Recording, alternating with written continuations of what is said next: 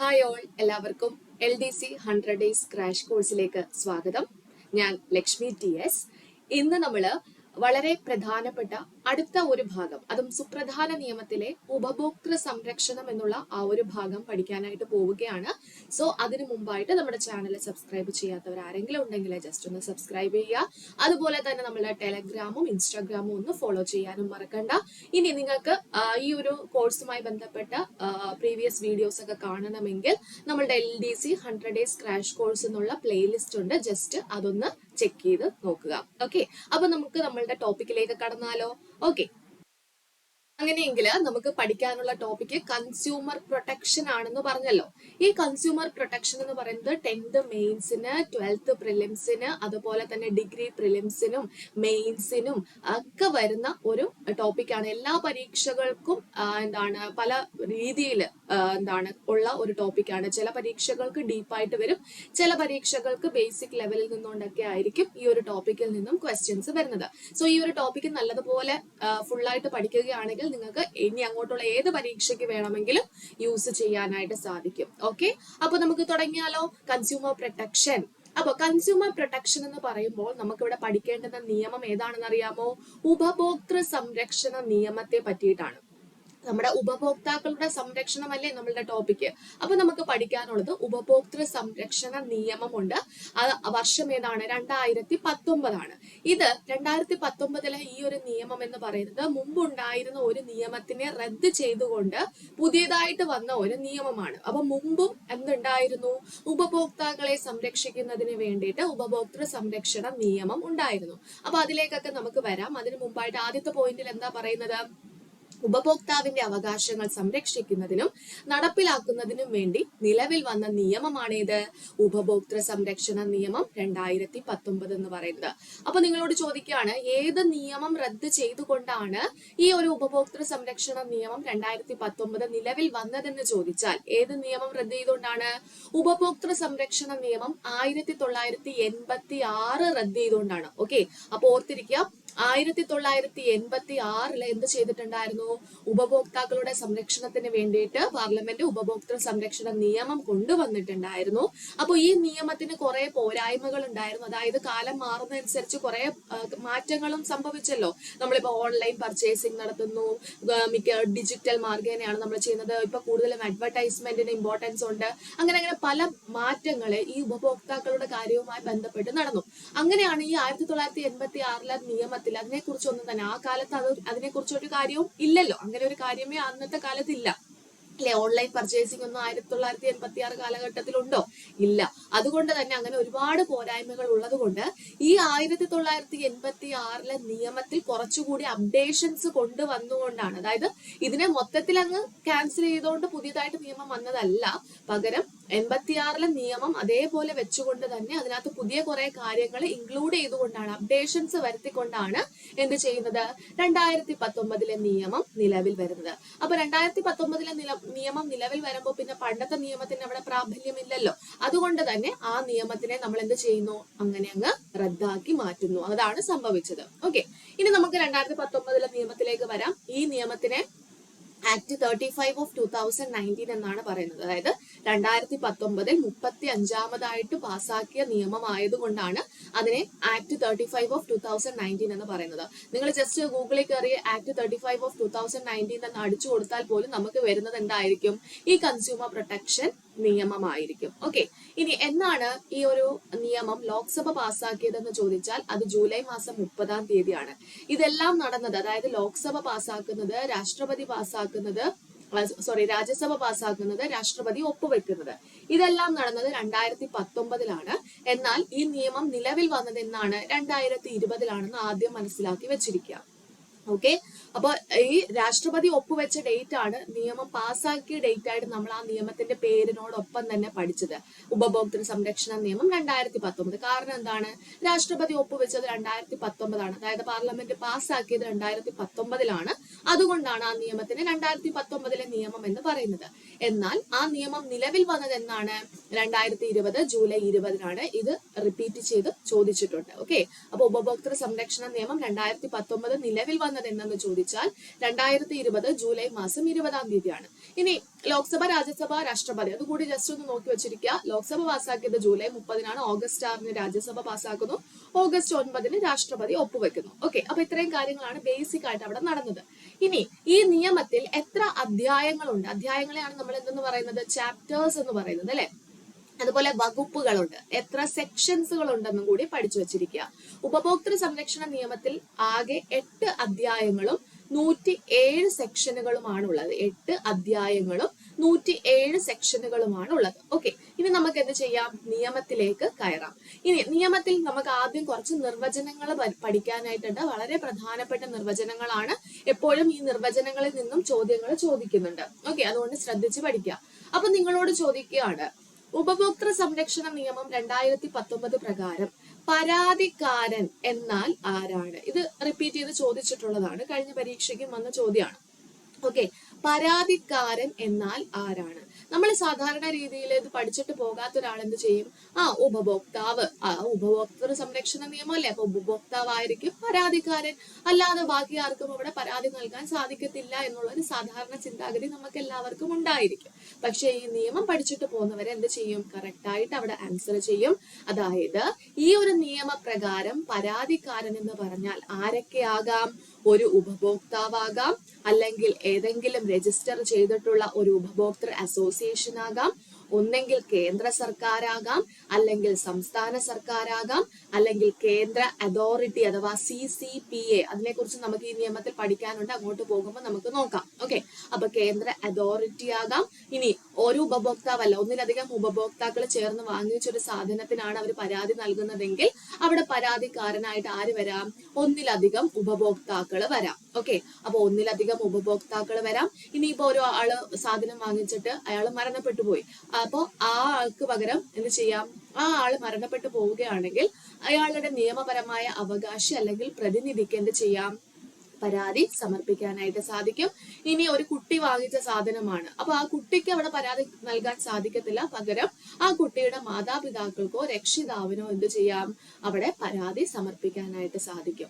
അപ്പൊ ഈ ഒരു നിയമപ്രകാരം പരാതിക്കാരൻ എന്നാൽ ആരൊക്കെയാണെന്ന് ചോദിച്ചാൽ നമ്മൾ പറയും ഒരു ഉപഭോക്താവാകാം, ഉപഭോക്തൃ അസോസിയേഷൻ, കേന്ദ്ര സർക്കാർ, സംസ്ഥാന സർക്കാർ, കേന്ദ്ര അതോറിറ്റി, ഒന്നിലധികം ഉപഭോക്താക്കൾ. ഇനി ഉപഭോക്താക്കൾ മരണപ്പെടുകയാണെങ്കിൽ അവരുടെ നിയമപരമായ അവകാശി അല്ലെങ്കിൽ പ്രതിനിധി.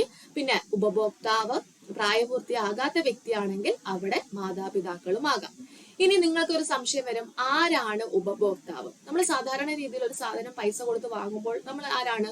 ഒരു ഉപഭോക്താവാണ്. പക്ഷെ അത് മാത്രമല്ല ഇവിടെ ഉപഭോക്താവായിട്ട് കൺസിഡർ ചെയ്യുന്നത്, അതായത് സാധനങ്ങളോ സേവനങ്ങളോ. ഇവിടെ സാധനങ്ങൾ ഗുഡ്സും വരും. ഓക്കെ, ഗുഡ്സും വരും, അതുപോലെ തന്നെ സർവീസസും വരും. ഓക്കെ, സാധനങ്ങളോ സേവനങ്ങളോ എന്ത് ചെയ്യുന്നു? ഒന്നെങ്കിൽ പണം നൽകി വാങ്ങുന്നു. ഓക്കെ, ആ ആൾ ആരാണ്? ഒരു ഉപഭോക്താവാണ്.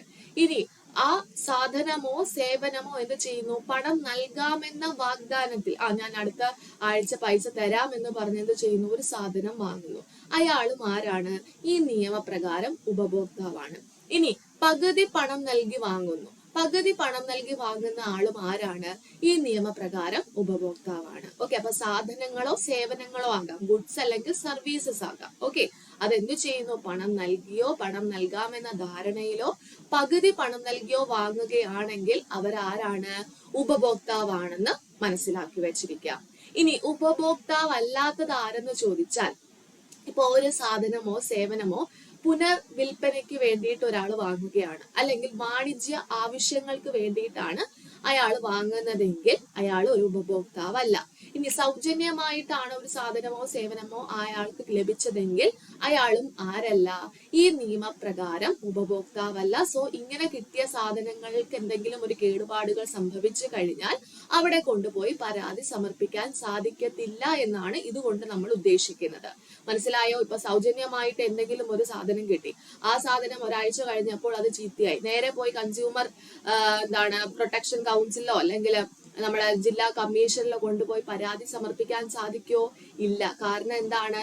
അയാൾ ഒരു ഉപഭോക്താവല്ല.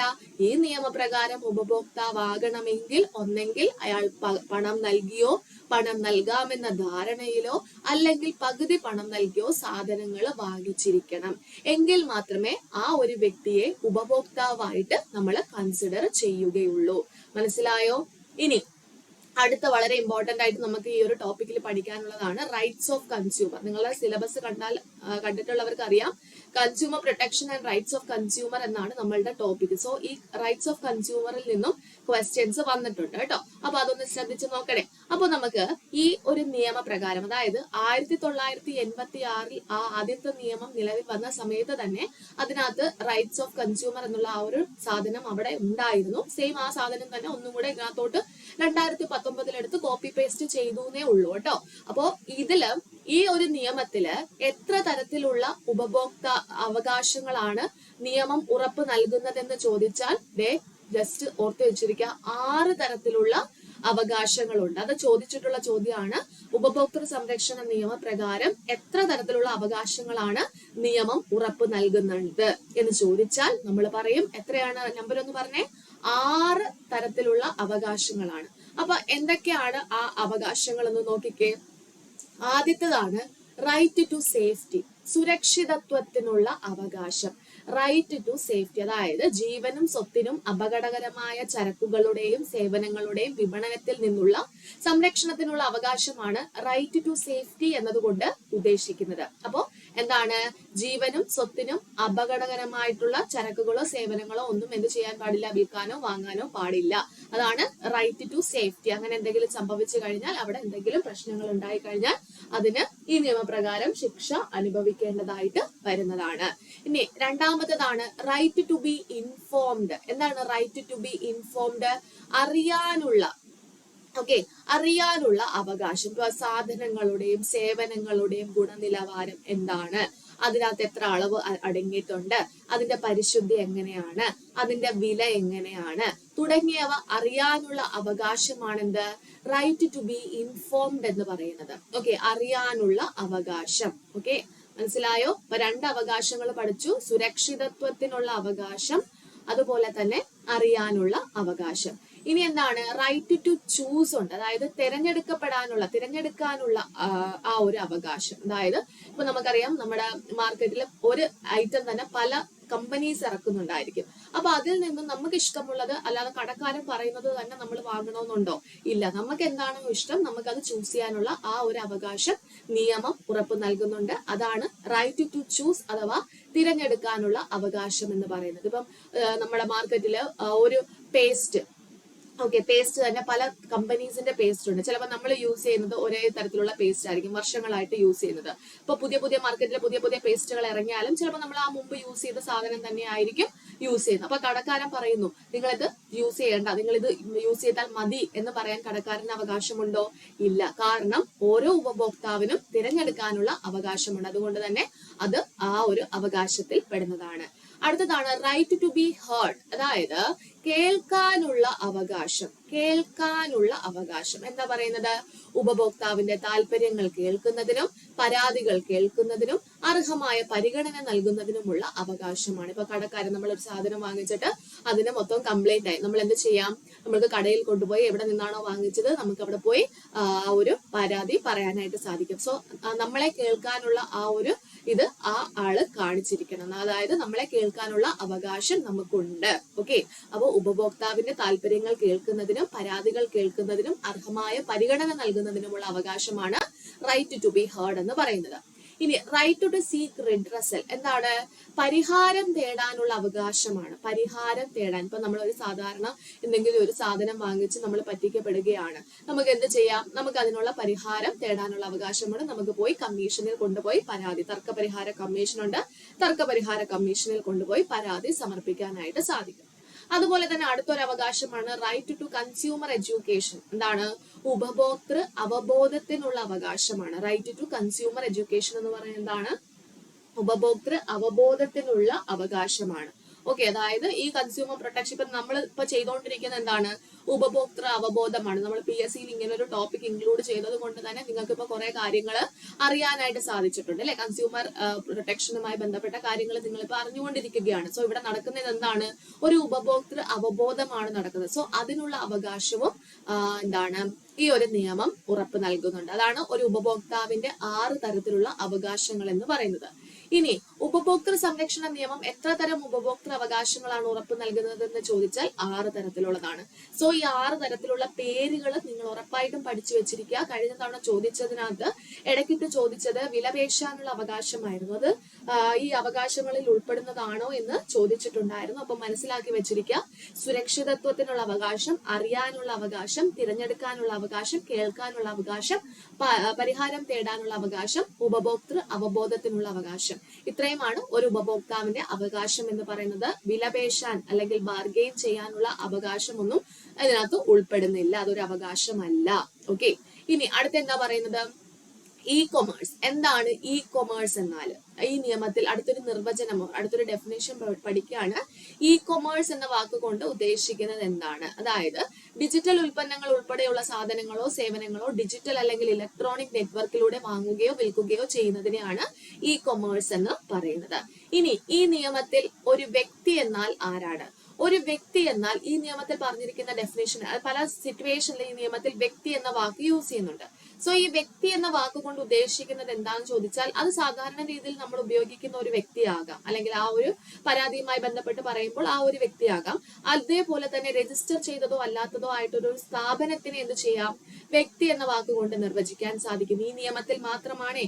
അതുപോലെ ഒരു സഹകരണ സംഘമാകാം, അതുപോലെ ഒരു ഹിന്ദു അവിഭക്ത കുടുംബം. ഹിന്ദു അവിഭക്ത കുടുംബം എന്ന് പറഞ്ഞാൽ എന്താണ്, നമ്മുടെ ഹിന്ദു ആക്ട് പ്രകാരം പണ്ടൊക്കെ ടാക്സ് ഒക്കെ എന്താണ് കാൽക്കുലേറ്റ് ചെയ്യുന്ന സമയത്ത് ഈ ഇപ്പം ഒരു ഫാമിലി, അച്ഛൻ അമ്മ മക്കൾ അടങ്ങുന്ന ഈ ഒരു ഫാമിലിനെ മൊത്തത്തിൽ ഒറ്റൊരു മെമ്പറായിട്ട് ഒറ്റൊരു വ്യക്തിയായിട്ട് കൺസിഡർ ചെയ്യും. ഓക്കെ, അപ്പൊ ടാക്സ് റിഡക്ഷൻ അങ്ങനെ ടാക്സിന്റെ ആനുകൂല്യങ്ങളെല്ലാം ഈ ഒരു ഫാമിലിക്ക് ലഭിക്കും. ആ ഒരു രീതിയിലാണ് ടാക്സ് എന്താണ് ഇൻകം ടാക്സിന്റെ ആ ഒരു ലോയിലും എല്ലാം എന്താണ് ഈ ഹിന്ദു അവിഭക്ത കുടുംബം, അതായത് ഹിന്ദു അൺഡിവൈഡഡ് ഫാമിലി എന്നാണ് പറയുന്നത്. ഓക്കെ, ഹിന്ദു അൺഡിവൈഡഡ് ഫാമിലി എന്നാണ് പറയുന്നത്. അതായത് ജസ്റ്റ് ഒരു ഫാമിലി, ഓക്കെ, അച്ഛൻ അമ്മ മക്കളൊക്കെ അടങ്ങുന്ന ഒരു ഫാമിലി, അവരെ മൊത്തത്തിൽ എന്ത് ചെയ്യുന്നു, ഒരു വ്യക്തിയായിട്ട്, അത് ഹിന്ദു ഇതിൽപ്പെട്ട ആൾക്കാരാണ്, അവരെ എന്ത് ചെയ്യുന്നു, ഒറ്റൊരു പേഴ്സൺ ആയിട്ട് കൺസിഡർ ചെയ്യുന്നു. അതും ആ വ്യക്തിയും എന്താകാം, ഈ നിയമപ്രകാരം ഒരു വ്യക്തിയായിട്ട് കൺസിഡർ ചെയ്യാം. അതുപോലെ ഒരു അസോസിയേഷൻ ആകാം, അല്ലെങ്കിൽ എന്തെങ്കിലും ഒരു ജുറിഡിക്കൽ വ്യക്തി ആകാം. ഓക്കെ, അപ്പൊ വ്യക്തി എന്നാൽ ഈ ഒരു കാറ്റഗറിയിൽ വരുന്ന ആൾക്കാരാണെന്ന് ഓർത്തു വെച്ചിരിക്കുക. ഇനി ഉപഭോക്തൃ സംരക്ഷണ സമിതികളെ പറ്റിയിട്ടാണ് നമ്മൾ പഠിക്കാനായിട്ട് പോകുന്നത്. ആദ്യം നോക്കേണ്ടത് ഉപഭോക്തൃ സമിതി. നമ്മളിവിടെ ഈ ഒരു നിയമം പഠിക്കുന്ന സമയത്ത് നമ്മൾ സമിതികൾ പഠിക്കും. ഓക്കെ, സമിതി പഠിക്കും.